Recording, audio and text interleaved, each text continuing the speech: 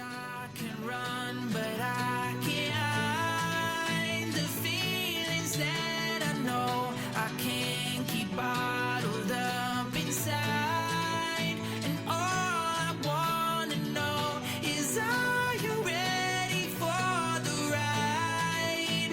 What have I been waiting for? Oh, I can run, but I can't hide the feelings that I know.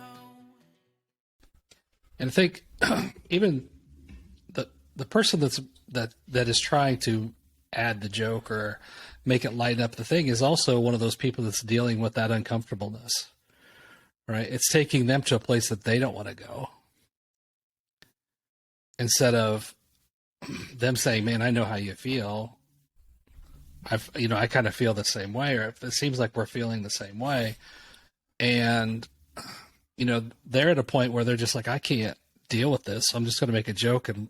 But again, kind of what we're taught in group settings. And Right. if it gets too heavy, somebody's got to throw the joke out there or the laughter, because dude, I don't want to deal with this. It's hitting too close to home. Mm-hmm. And it could be, and that's not a bad, that's not inappropriate. I want to say it's not inappropriate, because it's just like grieving. Everybody grieves in their own way. We've all been at funerals where people are, joking about stuff and being happy, and that's how they choose to grieve, is by remembering the good times and making jokes and kind of not going down that path. Also, the person who, it might be somebody who's never had a thought like that. I know plenty of people that have never been depressed or had suicidal thoughts. And maybe that's just that. Maybe that's what's making them uncomfortable. They don't know what to do other than try to make a joke. Yeah, it's lighten the mood. That's the things that they've said, and it's also a point where, like, we've talked about self-deprecation and the reasons and the lack of connection and the reasons we do it, but it's also, I think sometimes when somebody tries to lighten it, it's the person that is trying to be deeper or darker, or trying to come out of that. It gives them a way not to come out. It's almost like that, just joking kind of thing, or I was just throwing some stuff out there, or whatever it is. But I think it's important. It's so important to read, like they say, read the room, right? Because it's like, right, it could be too much, and it depends on it. It's the emotional side of things, and being in touch with that, and understanding that there's things you've walked into a room before and you felt like it was not positive, or you walked into a store that you was like kind of creeped you out. In not dealing with our emotions, that's the stuff that we don't feel. And we could be feeling that in a group, say a group of guys. But again, if you say something like that, it's like you're the weirdo, or you're the, but I've done the shamanic work, and people expect that from me now. They're what are you reading on? What are you reading on me, or what are you feeling?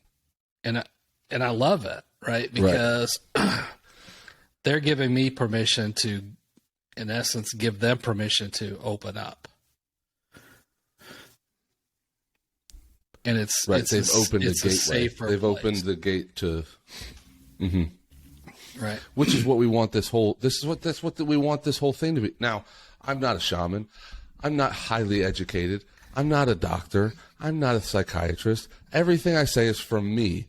It's just me, this guy, talking about his feelings, talking about how he's felt his entire fucking life, that he has changed done a 180. So this is not, we're coming at this from both ends of the spectrum here. Okay? Yeah, my dad has the heart of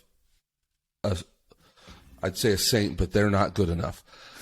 But every person he comes to every person that, and this is something I've noticed in the last, this isn't just since the podcast, this has been a while.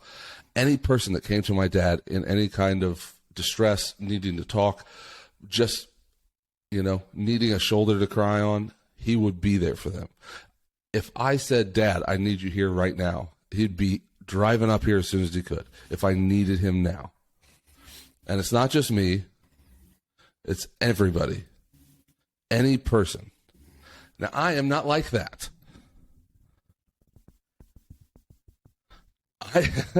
I am very particular about who I am going to support but this is also part of the reason is because I have been open and honest with people that have not cared. They didn't give a shit. So I spill my heart out. I tell these people everything. I tell them how I'm feeling. And then it's just, okay, whatever. Oh, you're just doing this for attention. Oh, we don't give a fuck. Oh, we don't care. I've had people say, you're not going to shoot yourself. Oh, you don't care. You won't do it. It doesn't matter. You're not serious. Well, you know what? I'm glad that I proved them all that I didn't do it, because now I have 4 fucking awesome kids and I have the best podcast in the land. I don't care if only 25 people watch it. It's the best one ever. Shut up. Joe Rogan, come at me, bro. Are you okay, Dad? Yeah, I think so. I think you undersell your heart too. I think if anybody asks, you'd be there also. And I understand that in the past there's probably people that if they ask you would filter because of how they treated you. But anybody that needed something, you'd be right there for them, and I know that. I would. So it's just, again, being confident enough and loving. It really comes down to loving yourself. And when you do that, you don't need anything from anybody else. It's nice to have. Right. It's nice to share it with people, but it's not something that you're needy, right? So when I go into a situation with people, I bring me and I stay present, because even what they're saying doesn't make any sense. They're saying it to hear it. Right. Right. And that's half of it. And I'm listening to them and and that's a lot of times it's just redirecting them or trying to understand what they're saying. So sometimes I'll repeat what they're saying to get clarity, or for them to get clarity on what they're actually saying. Well, and that's such a powerful tool, and we talk about tools all the time. But having somebody that you can say things out loud that you've never said before, because that's a huge thing. A lot of us have thought them, and when it's in your head, it's totally different. But when you say something out loud, and then you have the person who you said it to repeat it back, and then you hear how it sounds, it flips a switch. It'll make you take a whole different perspective on it, which I know that's what you're doing when you repeat it. But it's just crazy how that just a little switch can make a whole difference in your whole life. And I love that you're giving that to people, and I love what you do with the shamanic stuff. You know that it's so cool, and it's crazy to me to be a part of it. I love it.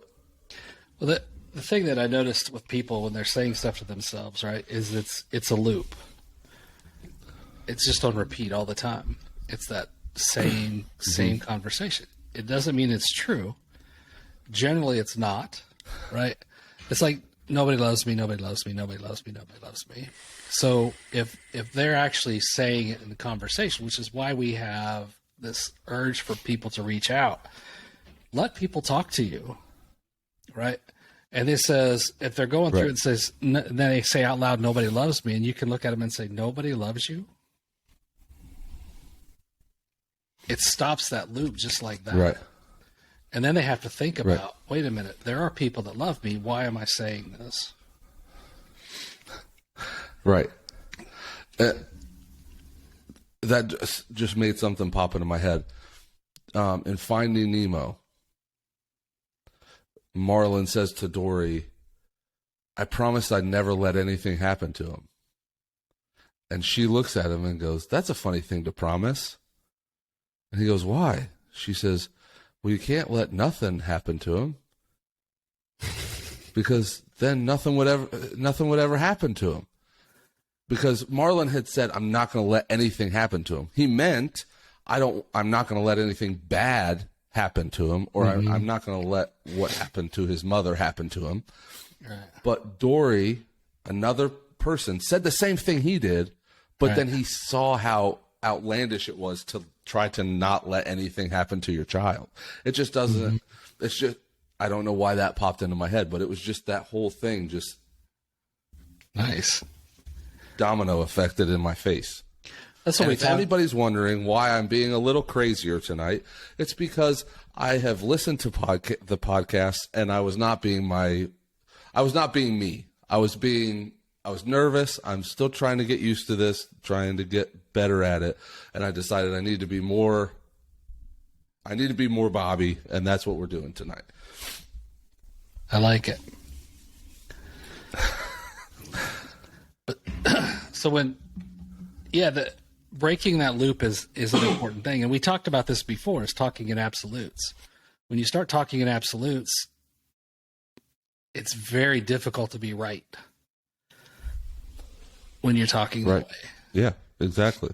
Because I was listening to a lady, and she's doing spiritual work. And the thing that gets me with some of this is that they talk about it's something, if they're diagnosed with something, that it's incurable. And that's only by the standards of medicine, if that makes sense. Right. Well, but it's stuff that we hear people say that we repeat that makes no sense. And it isn't just that, right? But this person that is working with energy and spiritual and stuff is quoting something that's absolutely incorrect. Because there's so many misdiagnoses anymore. And some of that has to do with insurance companies and what they pay for. But it also is like saying, I can't get to California in 6 hours. Well, you can. It depends on what you're taking. Right? Right. Yeah, you can if you're walking. You can't if you're driving. But if you take a plane... But if in a plane... Right? So I think we use old terminology way too much. Like, it's incurable. I can't do this. I can't do that. It used to be, I think, a lot of times, especially when you're a kid, that'd motivate you. Right? Yeah. But as we get really older and more fear-based, we're so fearful of things. And I think when I lost my fear of death, I think that opened up a whole different world to me for a lot of things. Right. And it's just we could do a whole podcast on this, but going in and finding the love for yourself. And a lot of times what I do with people with that is I take them back to their essence. So before they get all of the inputs, right? All the stuff, all the little cords and stuff and needles and everything put into them. There's a purity that God has given us as we're born that we just screw up the whole time we're alive. You know, like with you and the kids, you're lessening that because you give them a space to be themselves. Right. Right. And I remember it was a few weeks ago, somebody came in and I was working with a baby, and I was doing some energy work with her, and the mom says, "Who do you think she looks like?" Right. And I was like, "She looks like her." It looks like herself. Right. So, and we get into that whole thing, right? He acts just like you. Gray's got he's got a twist of our personality, but his eyes communicate so much more than anything else. Right? I know. He's so if he has our sense of humor, but it's a totally he's evolved it to master. Yeah, he's making it his own. And I think that's, right. People, we get into that too much, is like we have to be part of whatever it is. No, I completely agree. He's very, very similar to us. And when all of us get together, poor Ashley's just like, but it's finding your own essence again. And that's something that is super, super important because, like you said, you just don't give a crap a lot of times about what other people think. You can't. And that's it took me so long to realize that. I don't want my kids to have to go through that. And having the kids, especially, I have 3 kids. I have 13, 9, and 7, and they're all completely different.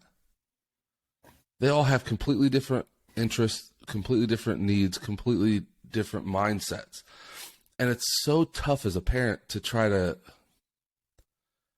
I couldn't imagine trying to mold them all to be exactly how I wanted them to be. I am their biggest fan, and they know it. And I will cheer them on in everything they do. As long as they are not hurting anybody else, I will cheer them on in every facet of their life. And it's just fun to watch them grow into their own little niche. It's so much fun to watch. And like we have Tully now, who everyone's like, oh, she looks like Hadley here, but Grayson here, and then Xander sometimes. And then it's just funny to hear how she is, like, they're basically saying she's her own little person, but she kind of looks similar to her siblings. Yeah, and she is. She's the happiest little baby. Right. But she's 3 months old. She's barely looks like herself, let alone anybody else. Right. She looks kind of like Hadley did at that age, but she's not a spitting image of anybody. And it's just already watching her. But I think we notice it more in when they're infants. Well, that's the curious stage, because they're so much more drastic. Right. That's when everybody's that's the stuff that we're taught to say that.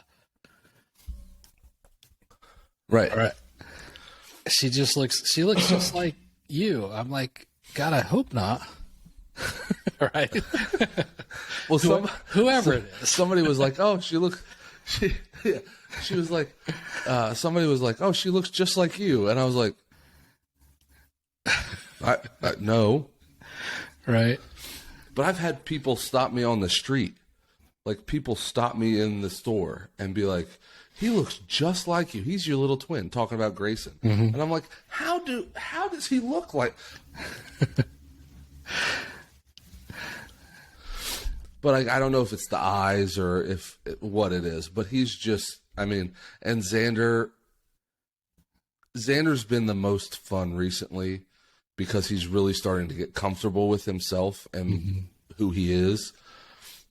And the kid is smarter than me already. It's ridiculous.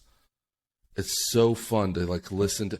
We'll be watching a movie and he'll just be spouting out facts about parts of the movie and things in the movie. It's so much he's just this sponge of knowledge that everything that comes in is stuck.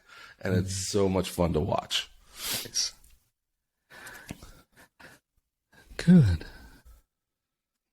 I think my call to action is going to be reach out and touch someone.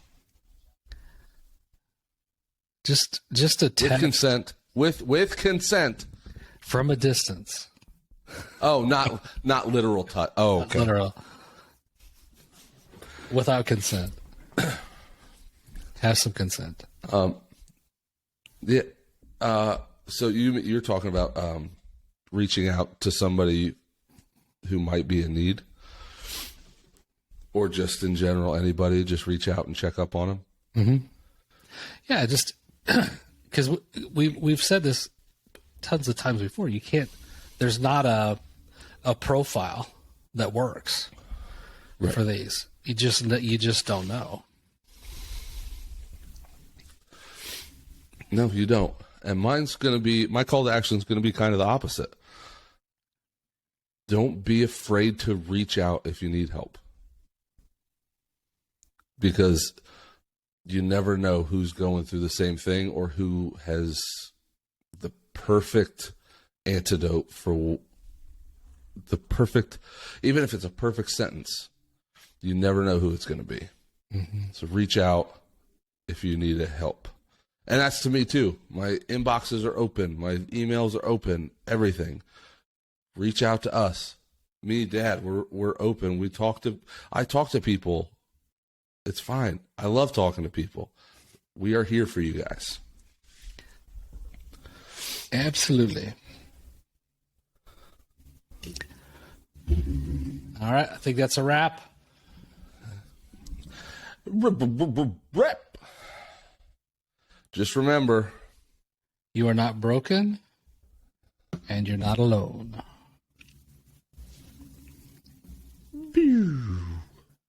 love you.